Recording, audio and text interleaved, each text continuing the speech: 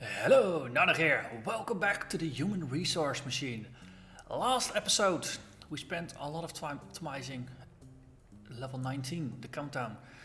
And then I took a stab at the multiplication workshop and managed to get a solution that was within the number of steps required, or the number of instructions required.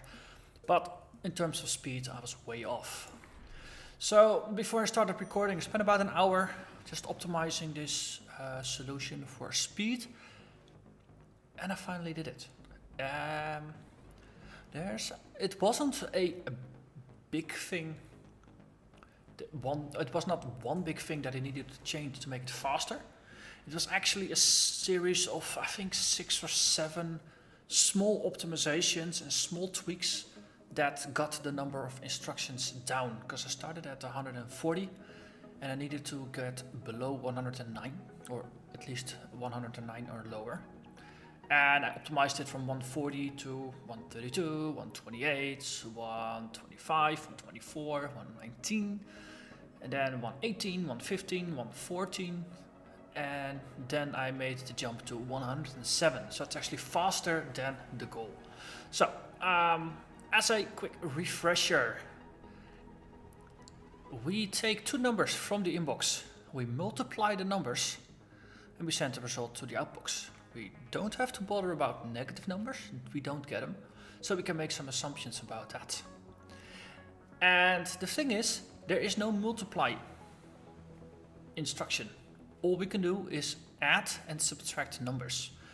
So let's have a quick refresher for the quick solution that only uses 15 instructions. Let's see, if we start from the top, we jump over this bit, then we do a copy from 0 and we copy it to sum. So basically we initialize our sum to be 0.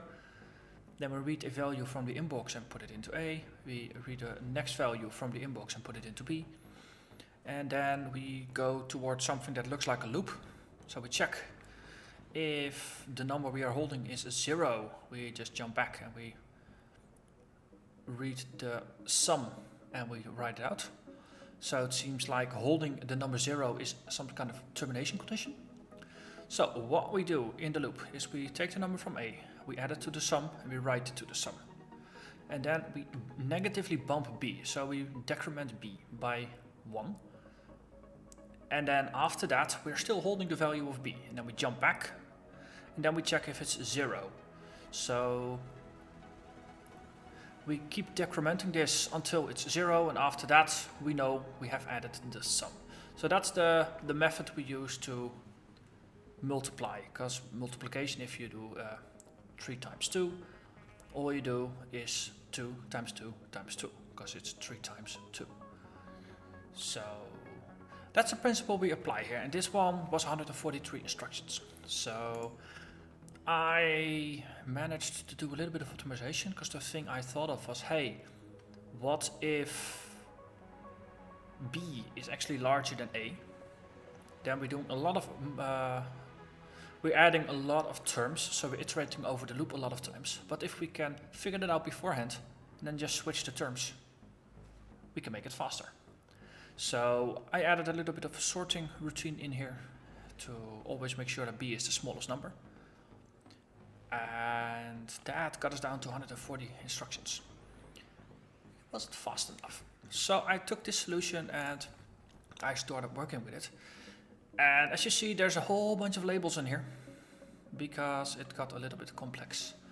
So let's start from the top, shall we? So in the beginning, we initialize the sum to 0. That means right from the very start, we always know the sum to be 0.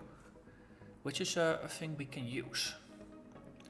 Because if you multiply anything by 0, the result will be 0. So that means we can take shortcuts. If either A or B is 0, that means the result is always going to be 0. So if at any point while picking up the numbers from the counter, the number we hold is 0, we know we can skip the entire multiplication thing, storing numbers thing. We can just send 0 out, and because we're already holding the 0, that's very convenient. And then just skip straight through. So that's the first thing we do. So we initialize the sum to 0. We jump over our processing logic. We go through here, we pick up a number, and the first thing we do is check if it's a 0. So if it's 0, so that's why the sticker a equals 0, then we send that 0 to the outbox, and then we grab a number from the inbox. Why do we do that? Well, we need to pick up pairs of numbers. If the first one is a 0, it doesn't matter what b is. But we still need to pick it off the trail, otherwise we're gonna mess up the sums, the multiplications for the future series. So we pick it up and we ignore it, because after this we jump straight back to our very first instruction and we pick up a new number. So basically we just toss out the second number. Okay, great. So if a is not 0, that means it's greater than 0. That's why the sticker is here. It marks the state. So then we store the number in a. That's good. Okay. After that, we do the same thing with b. So we pick it up again, holding number b. Okay, if it's 0, we go back. b equals 0. That means we still write out a 0 to the outbox. But because we already picked up the second number of the pair, there's no need to pick up another number. So we can just fall straight through to begin with the next pair. And the nice thing is, if either of the two numbers is 0, we haven't done anything with sum. So the sum that was reset to 0 all the way at the beginning, it's still 0. So that's nice. That saves us some instructions in resetting the sum. Very, very useful. Okay, so at this point we have deducted that b is also greater than 0, which means we need to multiply. We finally need to do some work. So we, of course, we write the number b down. So we have a and b written down. Sum is still 0. Temp we haven't even touched. And 0 is still 0. It's always going to be 0 because it's a 0. So then we subtract a to see, okay, which one is larger. Because that's also what we did in the previous solution. Let's see, where did I have it? After writing it, we subtracted a, and then we went to check into the shuffle. But if you look, this is a shuffle routine. Here, we still have to jump to negative, but it jumps over something that doesn't really even remotely resemble the shuffle routine. Because I had another flash of insight. If you multiply two numbers, then you want to multiply the smallest number as the amount of times you do the multiplication or you do the addition, and the largest number is the number you keep adding. Shuffling two numbers around using a temporary space.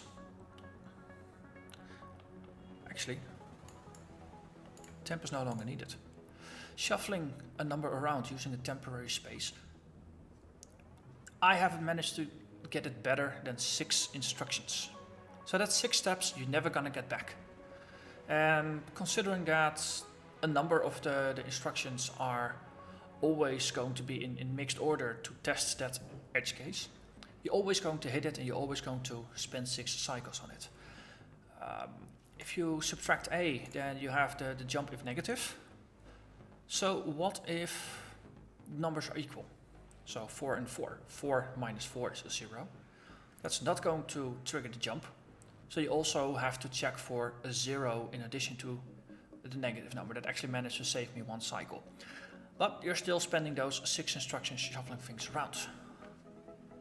What I realized is that if I'm not optimizing for instruction count, I can copy instructions as many times as needed. So what I did, if the jump, if it's not negative, so basically if a is the smallest of the two, if b is larger, we can just reverse the order how we multiply things. So rather than b being the thing that we decrement down to 0, we just take a and decrement it down to 0.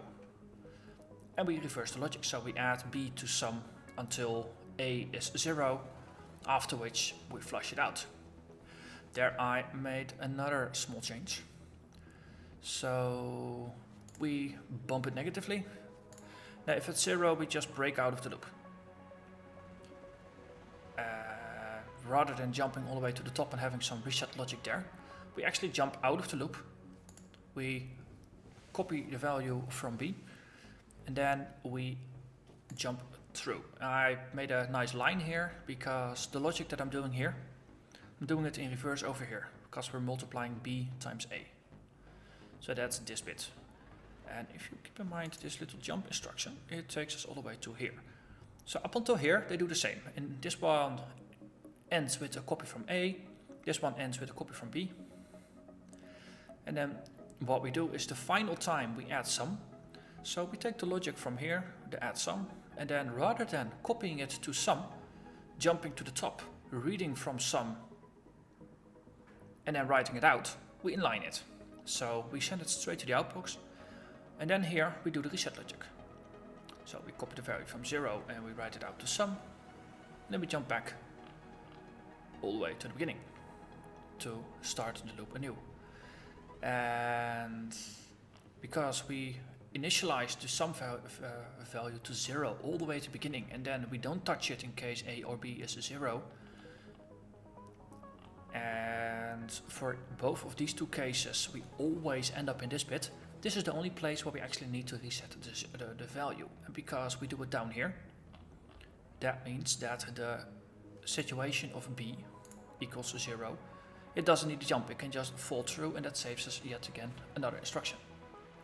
So, in the end, the flow is quite a bit different, and it uses 35 instructions. But if you run through, it's 107 cycles. At least it was the last time I ran it. Should still be. So it's a heck of a lot faster. All due to making little optimizations. So each of the points I touched upon, I just discovered in the course of processing it. So yeah, that's how we can approach it. And now we can finally move on. Let's see how far along are we. We can have a look at 21. Let's make a start on 21, and then probably I'll spend some time coming up with an optimal solution afterwards. So let's see. Yes, we believe in educating our employees on the job here. Do you know what a zero terminated string is? Yes, it is a very old technique, and we don't expect you to know. So you may ask me about it if you like, or you may ask an external source. Whatever helps you get the job done. So, to the best of my recollection, that's how strings are terminated in the C language. Is that what he's gonna tell me? What's a zero terminated string, you'll ask? Yes, I can tell you. A string is just a list of values, like 1, 2, 3, 4, 5, yes, or 4, 99, 2. But how do we know when one string ends? That's when you put a 0 on the end, and another string begins. You can mark the end of a string with something special, like a 0. Here are two 0 terminated strings. 1, 2, 3, 0. That's the marker. 9, 8, 0. See how that works? And sometimes a string can be empty. Here are 3 strings. Notice that the middle one is empty. So 1, 2, 3, 0 is the marker. Then another 0. So this is basically it ends a empty list. A 5 and then a 0 again. And yes, sadly, this all means a string cannot contain the number 0, since 0 means something special. Well, now we know. Back to work. Okay, so the inbox is filled with 0 terminated strings. What's that? Ask me, your boss. Add together all the numbers in each string. Okay. When you reach the end of a string, marked by 0, put the sum in the outbox. Reset and repeat for each string. Okay, this is an interesting one. So we read the 0 terminated strings. So this that's in tradition of the previous one, mark this one as a 0. Then this one is the sum. Okay, so we start with a copy from 0 and we copy it to the sum. Then at least we always have a sum that starts on 0. So inbox, we hold the number, then we can check if it's 0. If it's 0, then we need to copy the value from the sum and we write it to the outbox. after which we can jump back to the beginning by resetting things. Okay, if it's not 0, that means we need to add it to the sum. So we add to the sum, then we copy it to the sum, and then I believe we can just loop back again. So far it feels pretty straightforward. So let's have a look if this how far off the mark I am.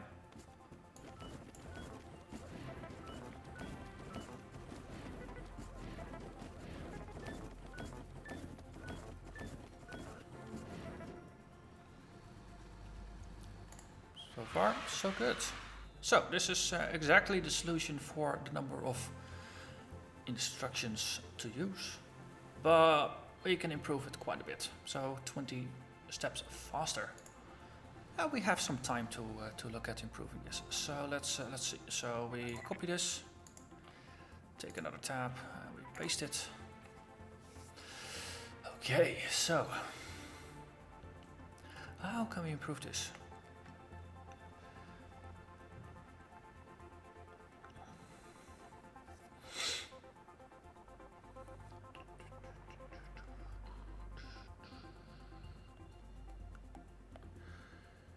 Let's see, restart. Read the value, check if it's 0. If it's 0, then we are done with the sum.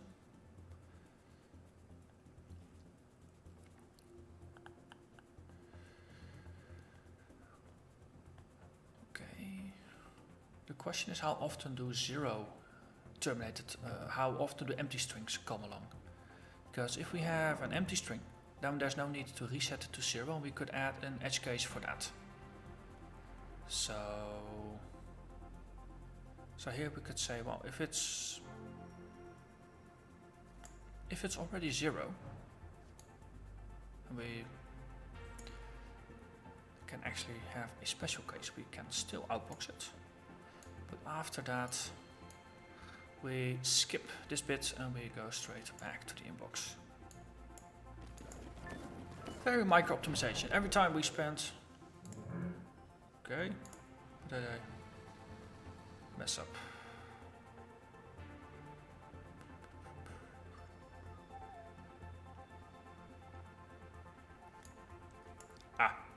Put the jump in the wrong place. The thing is, we do have to check it every time. So here we have a nice string. Okay, I think I'm taking a couple of shortcuts too many. So let's see, just take all of them out, just to get them out of the way.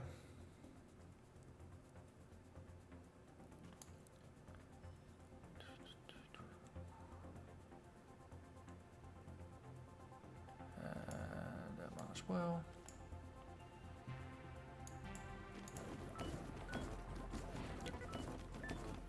It's basically optimizing. It helps to think of all the edge cases that you will be running along and see if you can make special cases in the code. And if it saves you more instructions for the special case, that might be a good thing. So we're back to 92, so that's what we started with. Okay, so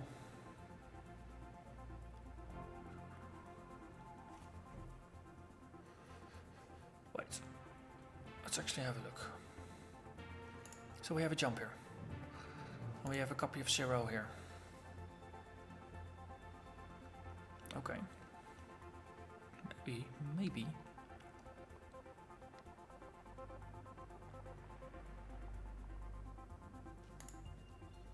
No, this is just basic handling. We can ignore that. So here, if we are holding a terminator, that's good. Then we need to load in a copy of the sum. Yep.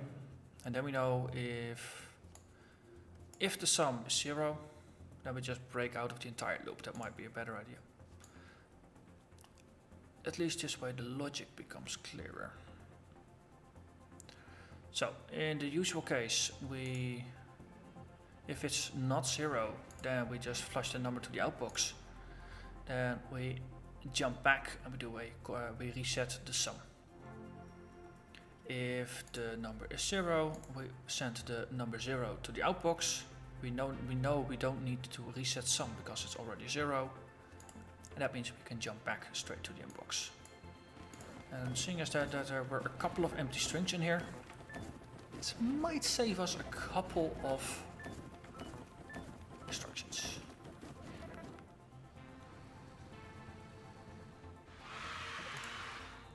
Still 92. That's disappointing. So it really didn't help us one way or the other. Probably that's the number of 0 checks we do here. It outweighed everything.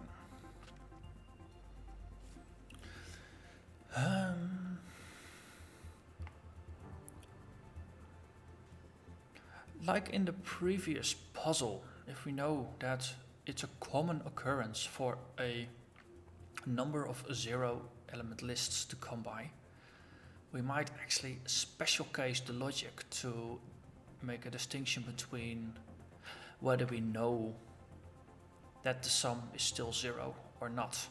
So that if we come in and we immediately hit an empty list, then we can have some special case logic, rather than checking it in the end and having it as a happy coincidence, so to say. Because let's say we just flushed out a list and we get another empty inbox. So we get here to the inbox, then we check if it's 0. Hey, it's still 0. Okay, now we go here, we copy the value 0 from sum, even though we know sum is already 0. Then we check if it's 0 again. So that's 0 check, copy, 0 check, jump here. So we can probably skip out 2 instructions at least. So if that happens 2 or 3 times in a row, that's going to save us 4 to 6 instructions. So that's how I'm thinking about this. So let's see. That's the last thing I'm going to optimize, and then I'm going to save the rest for next time. So let's see. Let's open a new tab. That's probably easier to go. So inbox, read the number. We check if it's 0. Well, maybe we should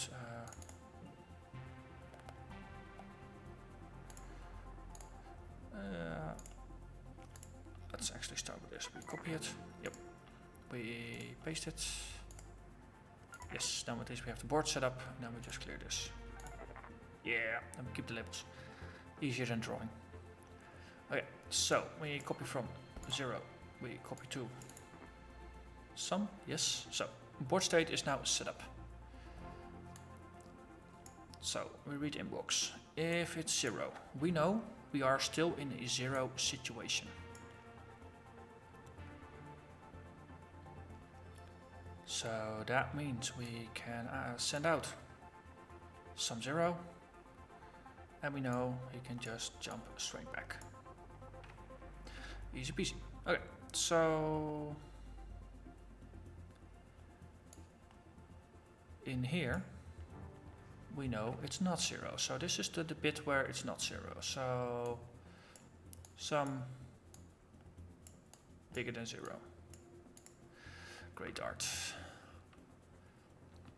Okay, so then we know we can add it to the sum, and we copy it to the sum.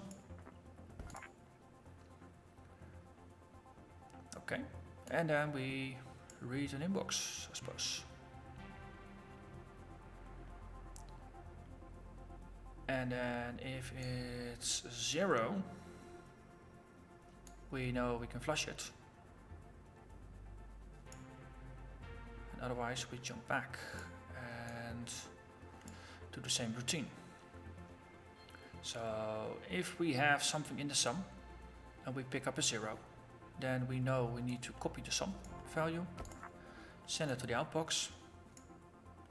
Then we need to copy a 0 from 0, and we need to copy it back to sum to reset it, after which we are in a 0 state again.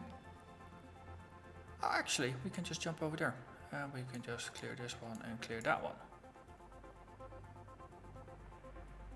Okay, let's see how fast this one goes.